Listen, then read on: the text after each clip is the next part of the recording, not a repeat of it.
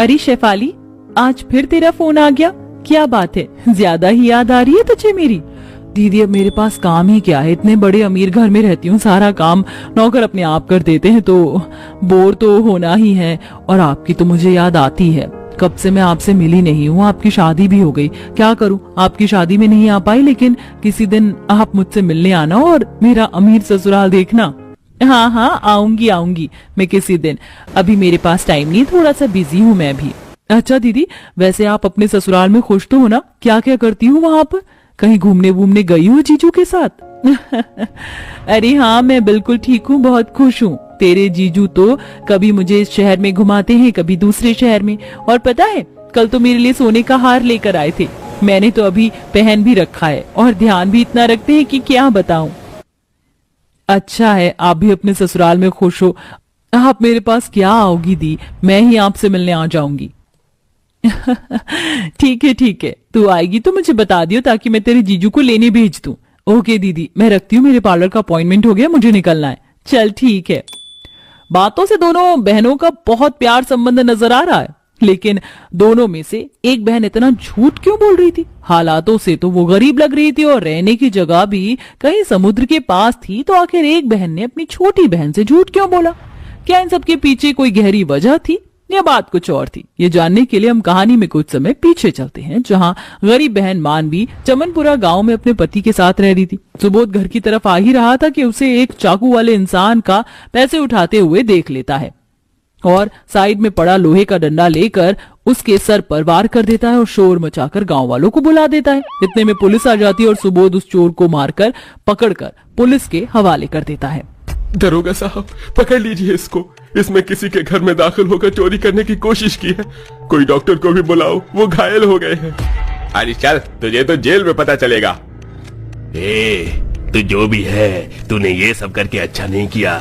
देख, तुझे मैं तो छोड़ूंगा नहीं, जिस दिन मेरे हाथ लगेगा नजर नहीं आएगा। कुछ दिनों में धूमधाम से शादी होकर पूजा ससुराल आती है। अब देखना ये है कि 10 तरह की दाल चावल खाने वाले ससुराल में पूजा का पेट भरेगा या बेचारी रोटी खाने को गाड़ी में बिठा कर ले जाती है। जेठानी राजी चावल का कलश और हाथ मुंह धोकर बैठ जाता है। प्यारी देवरानी जी, कलश के चावल को अच्छे से गिराना हमारे यहाँ मान्यता है कि चावल जितने बिखरते हैं घर में अन्न धन की बरकत होती है। मदद करने के लिए रुक गया था और एक गुंडा मिल गया था, चावल दाल का कोटा खोल रखा है। पूजा जैसे गृह प्रवेश करती है, भूख से पेट गुड़गुड़ करने लगता है। क्या बनाया एक तो मैंने खुद की शादी में सही ढंग से पालक की भुजिया, चलिए साथ में खाते हैं। दोनों पति पत्नी साथ में खाना खाते हैं। 2 दिन बीत जाते हैं, पति पत्नी शांति से सो ही रहते कि हाथ में मशाल लिए वह गुंडागान के चलते सब अपने कमरे में आराम करने चले जाते हैं। इसी प्रकार अगला दिन चालू होता है। ठीक नहीं किया।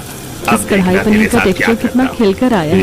फटाफट से आटा गूंथकर नमक वाली कचौरी बना लेती हूँ। मेरे हाथ की कढ़ाई पनीर पूरी खाकर ससुराल वाले मुंह काटते रह जाएंगे। पूरी बनाने के लिए पूजा हर दराज मसालेदार ये कहकर गुंडा झोपड़ी में आग लगा देता है और चारों तरफ से झोपड़ी जलने लगती है। किचन छान वाली आटे का डब्बा दिखाई नहीं, कभी 7-10 तरह के दाल और जेठानी चावल की बोरी सरकाते हुए रसोड़े में लाती है। यहाँ से तुरंत निकलना होगा। राशि बहू, तुझे जरा सी चावल की बोरी खिचक रही तभी है, सुबोध थाली अपनी भर पत्नी कर का हाथ दाल चावल पकड़कर खाती तभी दरवाजे में लात मारता है और झोपड़ी से बाहर आ जाता है। जब वो देखते हैं कि वहाँ वही गुंडा है तो दोनों भागने लगते हैं। खजूर के पेड़ की तरह क्यों खड़ी है? मदद करवा। बोला था ना तुम लोगों को जिंदा नहीं छोड़ूंगा। बोरी में सच में भारी थी, मैं तो सांस चढ़ गई। देवरानी ने खुद को बड़ी अच्छी है, क्या बनाया? दीदी मैंने एक कढ़ाई पनीर बनाई है, पूरी का आटा लगा दोनों पति पत्नी भागकर रात में समुद्र किनारे पहुंच जाते हैं और गुंडा उन्हें ढूंढ नहीं पाता। वापस अरे बहू, हमारे घर में कोई रोटी खाता ही नहीं है, इसलिए आटा खरीदते हैं। हम दोनों बच्चे सब डेली 10 किस्म की दाल चला गया होगा, मुझसे पूछ लेती, फालतू में पनीर बनाकर खर्चा। गाँव में वापस नहीं जा सकते, थोड़ी दाल चावल के साथ चखली। खतरा है, वो गुंडा बहुत शातिर है। देवरानी जी, दोनों पतीलों में धोकर 10 किलो चावल चढ़ा दो। ये अरहर मसूर चना, काली मसूर, मूंग दाल, हरी मूंग, लहसुन की दाल को चुनकर साफ कर लेना और एक जमीनी हिस्सा 10 तरह का दाल चावल बनाने का ऑर्डर तैरते हुए समुद्र पर अपना घर बनाए। वहाँ वो गुंडा नहीं पहुँच पाएगा और 10 किस्म की दाल कौन खाएगा? बहू हम खाएंगे और कौन खाएगा? फटाफट से बना ली, भूख के मारे पेट में चूहा बिल्ली नाव में बैठकर चप्पू चलाकर जा रहे होते हैं। इस बीच पानी में गोते लगाते हुए चावल को चढ़कर दिखाई देती है।